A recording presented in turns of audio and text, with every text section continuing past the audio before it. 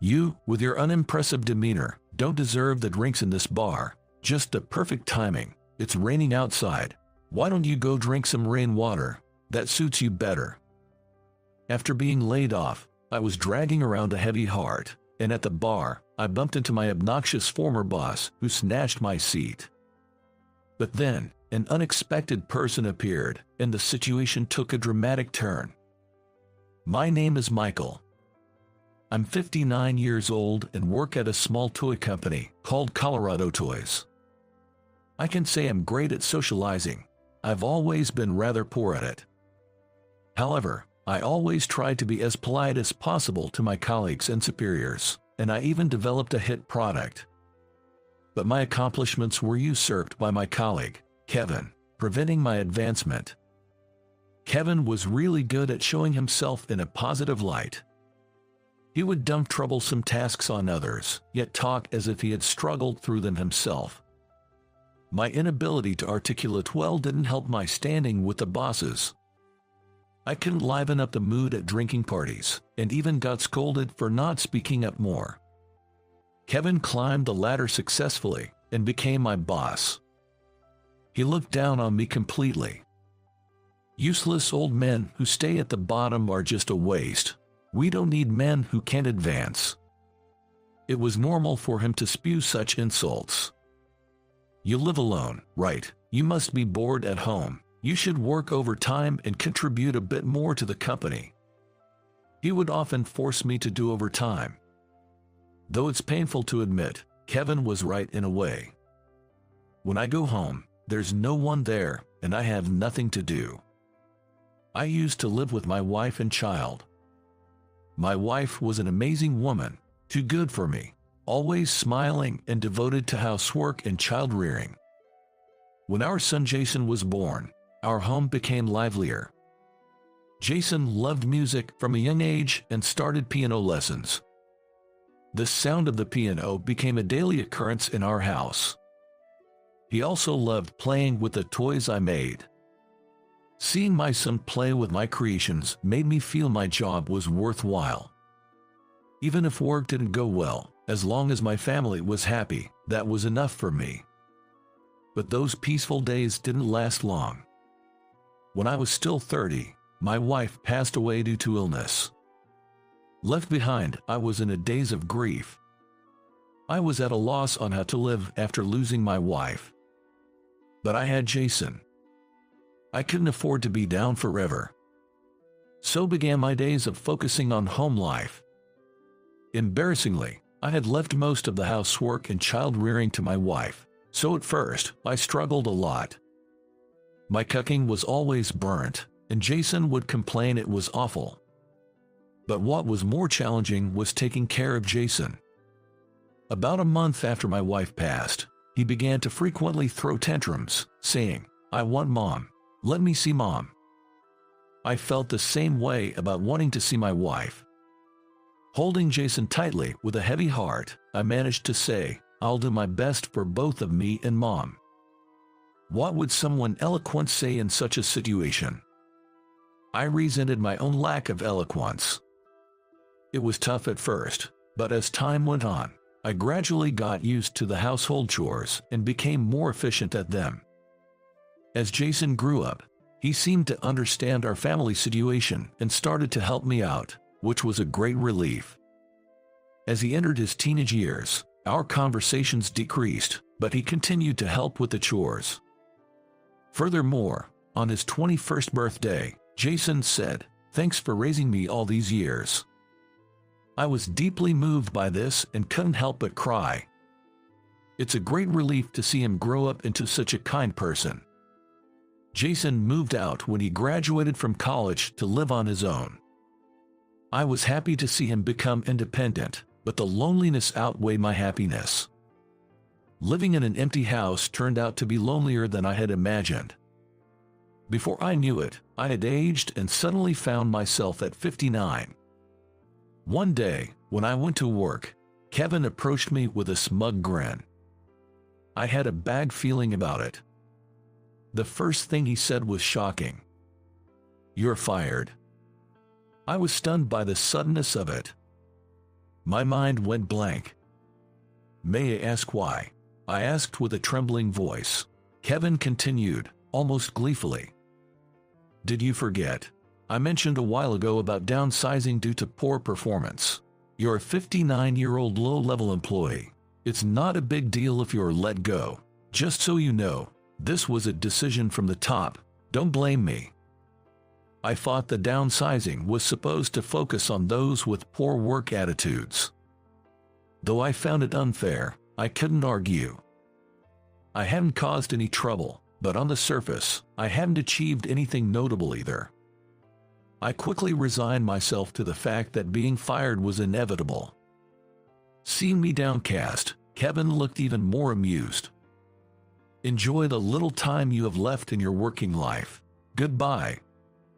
Watching Kevin walk away triumphantly, I was convinced that my life was now on a downward slope. I had to tell Jason about being fired. It was hard to say, but I couldn't keep it from him forever.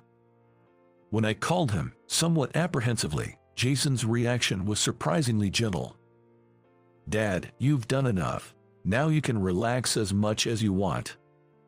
I was grateful to my son, who didn't blame me but instead comforted me. However, life after retirement was tougher than I imagined. Initially, I felt at ease without Kevin's harassment, but I soon found myself aimlessly drifting through each day, unfulfilled. Watching TV didn't really lift my spirits. I had thought work was tough because of Kevin, but after leaving, I realized I had taken pride in developing toys. Imagining the joy of children playing with the toys I created was enjoyable. Unable to find new sources of pleasure, I became increasingly despondent 6 months after retirement. I started to lose sight of what I was living for. Sometimes I would murmur to my wife's portrait, "What should I do now?" While pondering this, I happened to see a TV feature on must-visit scenic spots. It's not that I had any particular interest. I just tuned in because I had nothing else to do. While watching aimlessly, a beautiful waterfall caught my eye. It was located in a forest and had recently become popular as a power spot. The waterfall was so beautiful, it felt like it cleansed my soul, and I found myself mesmerized by it. I realized that I had been living in the hustle and bustle of the city for so long, without ever really connecting with nature. To change my mood, I decided to actually visit the place. It had been a while since I had felt the urge to do something on my own. Leaving my recent gloom behind, I quickly prepared for the trip. Before I knew it, the day of the trip arrived. I arrived at my destination without hesitation and stepped into the forest. The air was crisp and refreshing. The greenery of the trees was beautiful. Although the waterfall was still ahead, I knew coming here was the right choice. After about an hour of walking, the scenery opened up, and the waterfall appeared. It was even more beautiful and impressive than in the videos.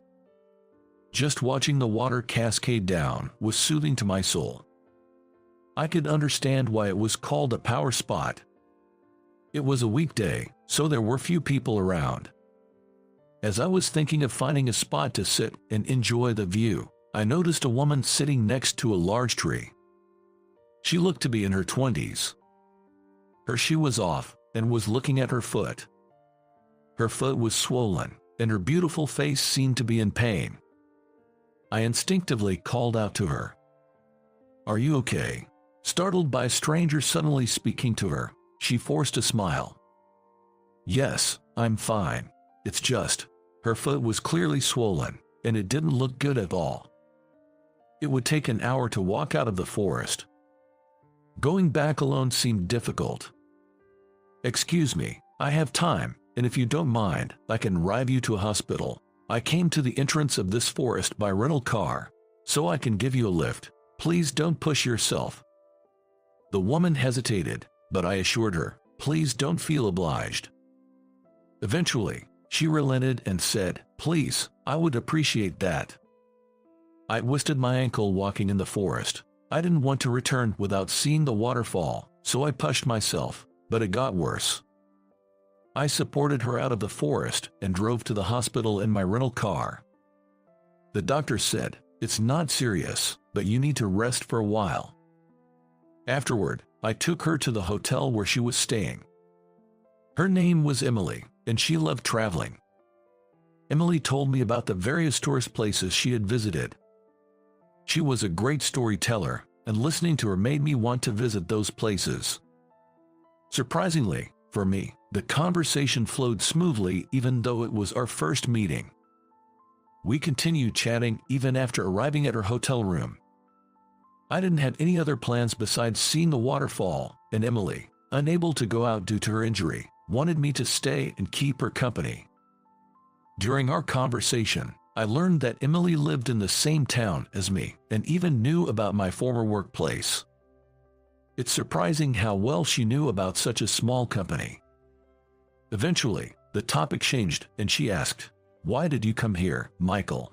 After some hesitation and wondering where to start, I ended up telling her everything from the beginning. Well, actually, I got fired from my job. Despite it not being the kind of story you typically share with someone you just met, Emily listened to it all. It turned out that she had also quit her job due to exhausting office relationships and understood my situation. Her love for travel began as a way to refresh herself by visiting different places around the country. "For all the hardship you faced, I'm sure good things are ahead in your life," she comforted me. Her empathy touched me deeply, and I was grateful.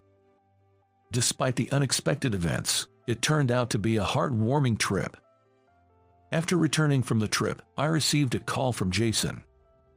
He invited me out, saying, "There's a great bar I know. How about we go for a drink?" It may be nosy of me, but I was worried you might have been feeling lonely, dead. "Let's go out and have a good time. I have a lot to talk about too." Nosy? Not at all. It's true that I've been living a lonely life lately. I appreciated Jason's concern. Come to think of it, it had been a long time since Jason and I had a drink together. I think the last time was on his 21st birthday. The thought of drinking with my son after so long lifted my spirits, and I quickly agreed. Unfortunately, it was pouring rain on the day of our appointment. Still, the thought of seeing Jason made the rain seem less bothersome. I took the train and arrived at the designated bar, but Jason hadn't arrived yet. He had told me it was a popular place, and indeed, most of the seats were filled. Luckily, there was one seat near the entrance that was empty, so I took it. As I was looking at the menu, the door of the bar opened. I casually glanced up and was shocked. It was Kevin who had walked in. He also noticed me and initially looked surprised, but his expression quickly turned mocking. Well, what a coincidence to see you here, enjoying life after getting fired," he said, and uninvited, sat opposite me. My son is supposed to join me soon. I'm sorry, but could you please find another seat?" I hesitated but protested. Kevin's eyes narrowed. "Why should I care? I want to drink here too. Besides, I'm a regular at this bar. I should be given priority." I thought his demand was ridiculous, but Kevin kept pressing. "Someone as dull as you doesn't deserve to drink here. It's raining, so why don't you go outside and drink rainwater? That suits you better." Kevin dismissively waved his hand, snatched the menu from me, and started looking through it. It seemed unlikely he would move just by a few words of request. Not wanting to cause a scene and disturb the bar, I decided to wait for another seat to open up. I reluctantly stood up from my seat.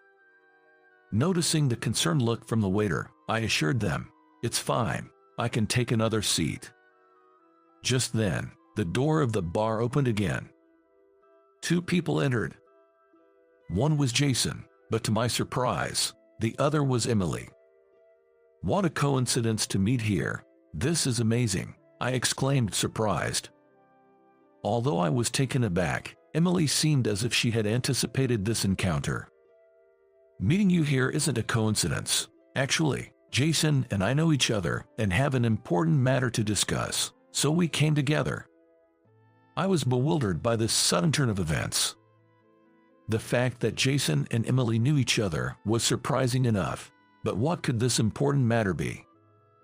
We'd like to talk right away, but it seems the place is full, Emily observed, looking around the bar with a disappointed expression. Then, her face lit up as she spotted Kevin. Could it be that she also knew Kevin? Kevin noticed Emily staring and snapped, "What? Stop staring. It's rude." Unintimidated, Emily confidently approached his table and sat down without asking. "Since Kevin is here, let's discuss everything now. It's a very important matter, so I'll take a seat. Michael, please sit down too. I want you to hear this." Surprised by Emily's assertive attitude, I sat down as she instructed. "Who the hell are you, being so rude?" Kevin demanded. Emily then revealed something unexpected. "Sorry for not introducing myself earlier. I am the daughter of the president of Colorado Toys. My name is Emily." "What?" I exclaimed in surprise. Meeting the daughter of the president of the company I used to work for by chance while traveling was an incredible stroke of luck. Kevin was visibly taken aback. Emily continued her story. "I recently met Michael. He's such a kind person, and it didn't seem right that he was fired. I asked my father why such a nice man was let go. He told me it was because he received reports of poor work performance. But I couldn't believe it and shared with my father the story of our encounter during my travels, insisting on a proper investigation. My father agreed to look into it, seeing how earnestly I pleaded." Emily glared sharply at Kevin. It turned out that Kevin had lied about Michael's work performance, saying it was poor, negatively influencing the management's opinion of him. "What evidence do you have for that? It's a false accusation," Kevin protested, his face turning pale. Emily remained calm. "We obtained testimonies from Michael's former colleagues. They all unanimously said Michael was a good person. It's strange that he was fired. Those traitors." Kevin's face now turned red with anger. Emily spoke with an air of disdain. "If you must blame someone, blame yourself for your foolish actions. You will soon face the consequences. Be prepared." "What? Don't mess with me." Kevin stood up, moving aggressively towards Emily. I was about to intervene when a stern-looking waiter approached. His name tag read Manager Brian. He gave Kevin a stern look.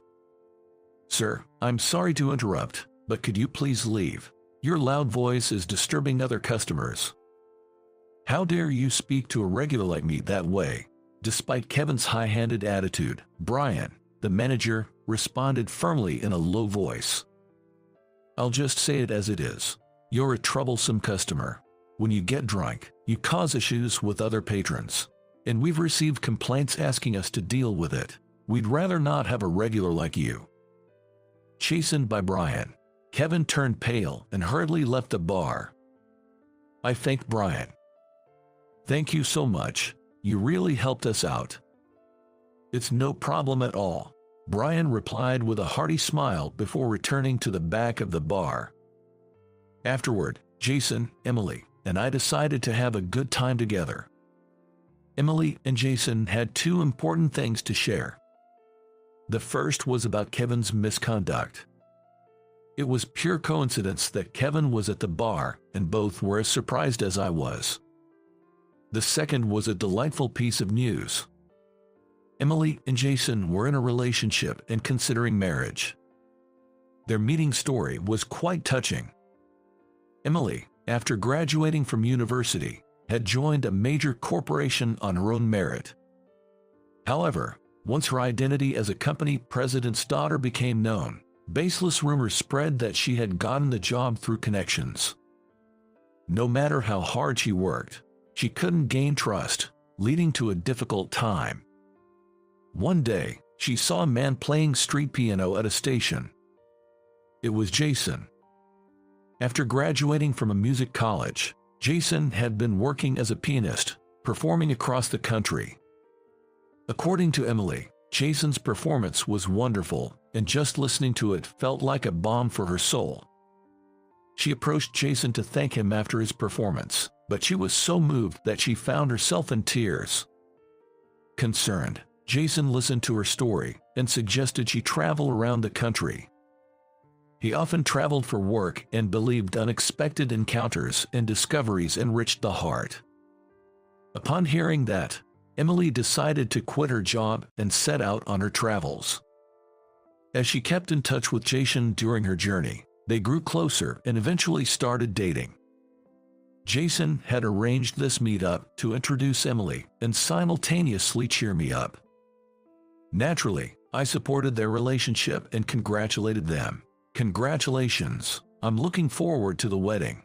Jason, laughing, said, "We haven't even decided when to get married yet. You're getting ahead of yourself," but he looked pleased. The three of us then enjoyed a pleasant meal and drinks together. It seemed that Brian, the manager, had overheard our conversation, as he kindly provided us with some complimentary dishes. Thus, the enjoyable night wore on. A few days after the incident at the bar, I heard from Emily that Kevin had been fired. It turned out he was not only harassing others, but also embezzling company funds. Apparently, his family had enough and left him. Meanwhile, I returned to work and got involved in toy development again. My past achievements were recognized, and I was promoted. Now able to fully utilize my skills, I launched it products one after another, contributing greatly to the company's growth. Many consumers thanked me for the wonderful toys, which was incredibly gratifying. Jason and Emily were also delighted with my success. As kids, they loved the toys I developed, so their happiness meant even more to me. Recently, they celebrated their wedding. They are now enjoying a blissful married life. Influenced by Emily, I've grown quite fond of traveling, often taking trips on weekends. My personal life has finally become fulfilling, and living feels enjoyable now. There was a time when I was worried about what the future held, but now, it seems life will be good. It felt like my wife in heaven was smiling down at me, reassured. My name is John. I'm just an average real estate salesperson, still a regular employee after 15 years of service. At 35, I'm single, without a girlfriend or friends. I'm not very savvy and lack special skills. Even my junior colleagues outperform me. In a company, I've become quite a burden. That's why you can't close deals. You have to be more assertive, even pushy, to get commitments. After I finished a call with a client, my junior colleague, Kevin, said that to me. Kevin, 4 years my junior and already demonstrating great sales performance since joining the company, is rumored to be the next department head. Ah, right, I'll try that next time. You always say that, John, but you never really take anyone's advice. You've got to learn from the best. His tone was like a boss scolding a junior colleague. Well, it's always been like this, and the performance gap between Kevin and me is quite evident. Haha, sorry. I always manage to get by with a laugh.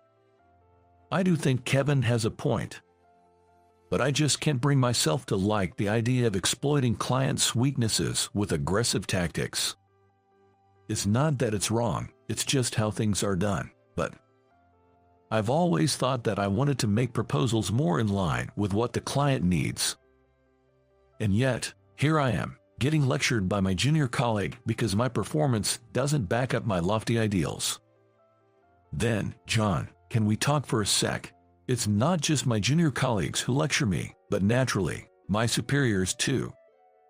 After lunch, my boss, Kyle, called me out. Kyle, my supervisor and a department head 2 years my senior, has been my direct boss since I joined the company. So, it's fair to say he knows best about my lack of work performance. Earlier, you were getting lectured by Kevin again. When Kyle said that, I replied, yes, that was my response. It's embarrassing to have my boss hear about me being reprimanded by a junior colleague. Well, this is also a usual occurrence. Aren't you ashamed? Being outperformed and even admonished by someone 4 years younger. Don't you want to change, to take action? Without ambition, it's no surprise if people say you're holding us back. I'm sorry. It's not that I lack ambition. I wanted to build relationships with clients in my own way and improve my performance. That's what I used to think. But at some point, I began to resign myself to the situation, thinking, there's no way someone like me could achieve that. I feel a sort of disappointment in myself. Still, I'm trying my best in my own way, but after 15 years without change, it's understandable if people are frustrated with me. Sorry, but if saying sorry for 15 years led to any growth, do you even realize you're a burden as your boss for so long? Think about my position too. If you don't have the motivation, just quit now, please, I'm begging you. Kyle, my department head, might also be getting complaints from higher-ups about my lack of progress. I can do that, I'm sorry. I'm aware that I'm not just unhelpful but actually a burden to the company. But I also lack the courage to quit and look for a new job. I don't think there's any company that would hire a 35-year-old like me with no significant achievements and low skills after 15 years as a regular employee. For such reasons, even knowing that staying might be a nuisance, I couldn't make the decision to leave. Geez. Kyle clicked his tongue and left the conference room. Then, one day, Kyle and I went to a subsidiary Stor for a meeting. The company, in the same industry, has a strong brand and is very dynamic, despite being a subsidiary. As a regular employee, I didn't get many opportunities like this, but today, due to a staff shortage, I got the chance. Mr. Anderson. Hello, I'm Shane, the manager here. Nice to meet you. The man who greeted me with a smile and a business card was a fresh-faced young man. Later, learning he was only 30 and already a manager impressed me. He was competent, polite to someone like me, and exuded a wonderful personality. He was the exact opposite of me, a truly dazzling presence. Most of the meeting was between Kyle and Shane, and I struggled just to follow the conversation. I felt utterly useless, wondering why I was even there. Kyle, and probably Shane too, must have sensed it. The more I thought about it, the more I sweated, making it even harder to concentrate. Just when the conversation seemed to be winding down, my work phone rang, and it was a client. When I checked with Shane if I could take the call, he said, "Of course, don't worry," so I answered immediately. The call was about changing an appointment for a contract explanation at the client's home. I responded while checking my schedule. After ending the call and about to return to the meeting. "Why did you agree to that?" Kyle, looking displeased, asked me that. Confused, I looked at him with wide eyes. You can't just keep accommodating every request from clients. If they think they can get anything they want, they'll keep calling for trivial things. That'll slow down our work and burden us. Do you understand? Even for small things. Don't always accommodate the client. Run things at our pace. I've told you this so many times. Why don't you get it? That's why you're still a regular employee, inefficient as ever. In front of Shane, Kyle lectured me just like he always did. Indeed, Kyle was right in this regard. I had been told this many times. But I've always had trouble accepting this. But the clients have their own circumstances too. If it's possible to adjust for them, shouldn't we? I timidly tried to counter. But Kyle invariably responded, "Who cares about their circumstances? Our prior commitments should take precedence."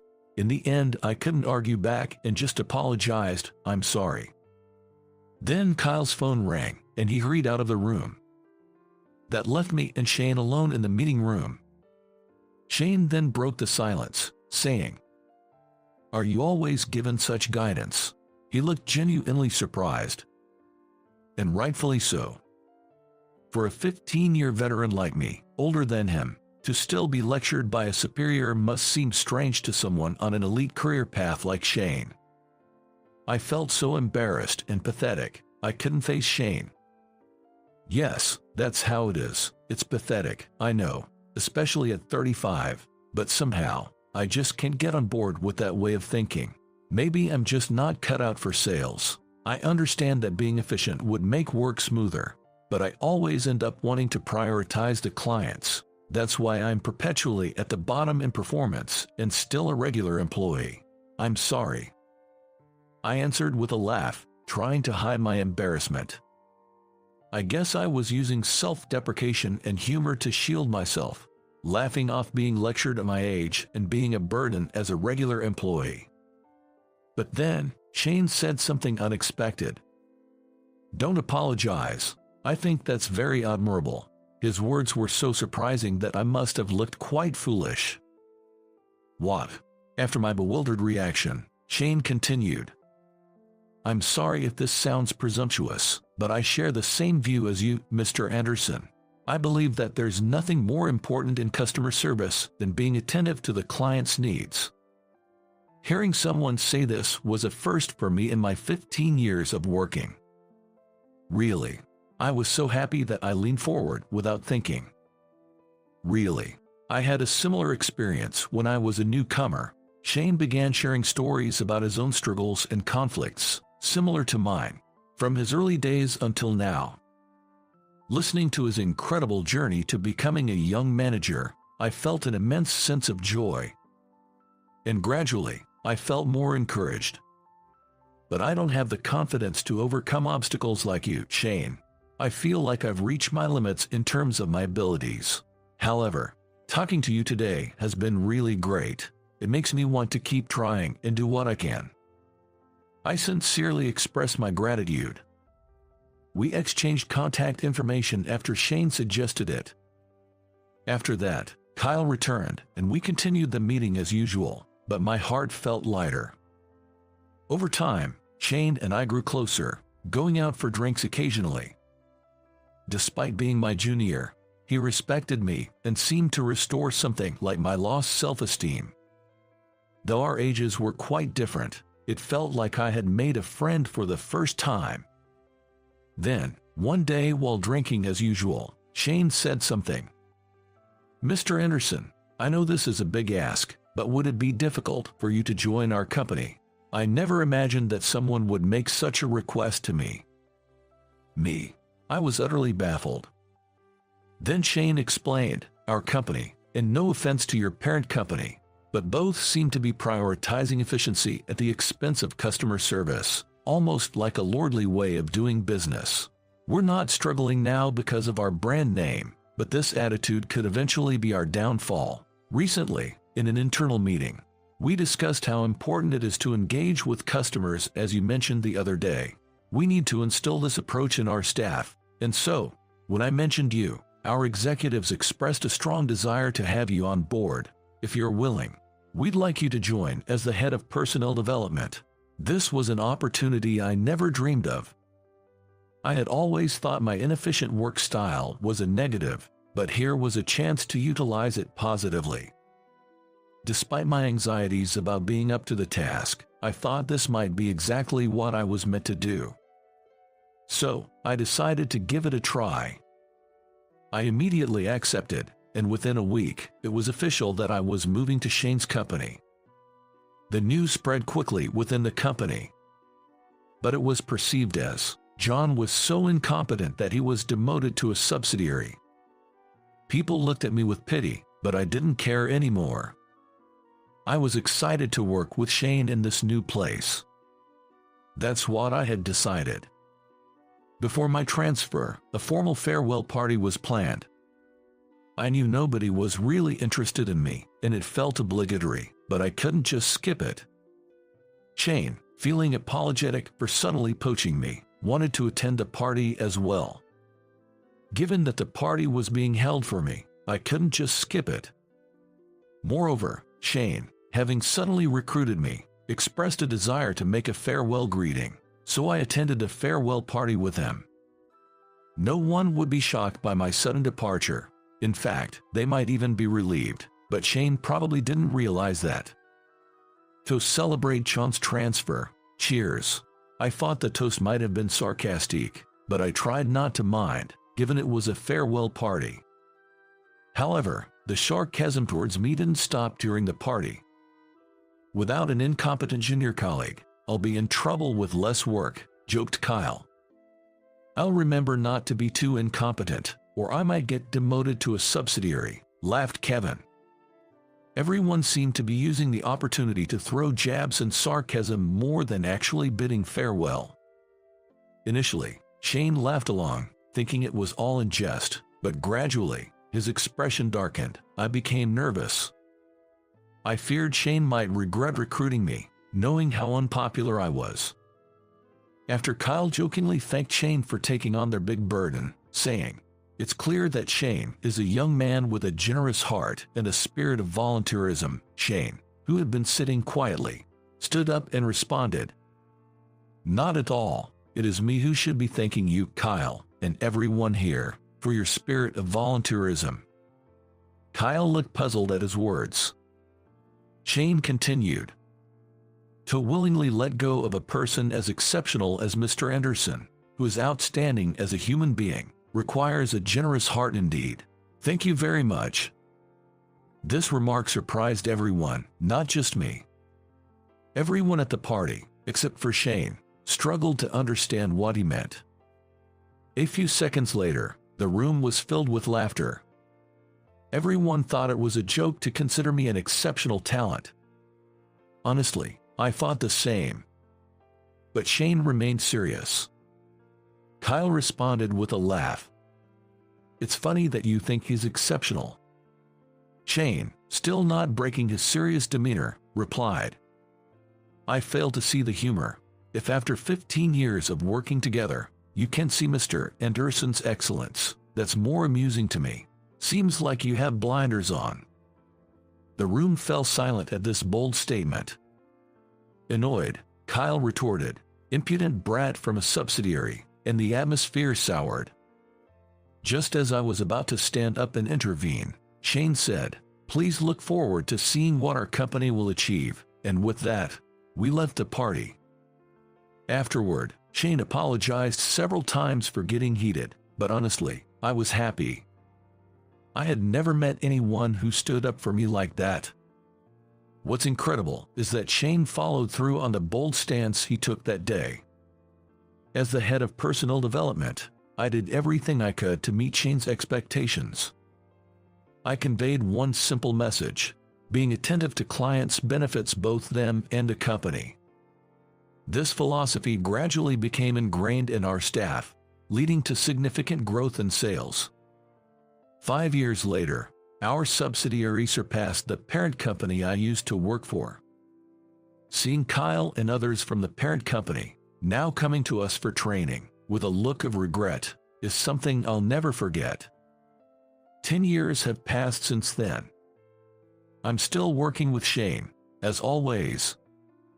I've found fulfillment in my job and learned the joy of being needed by others.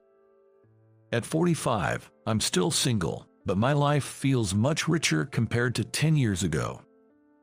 All of this is thanks to Shane, who recognized and leveraged my approach. I plan to continue doing my best here, living my life to the fullest.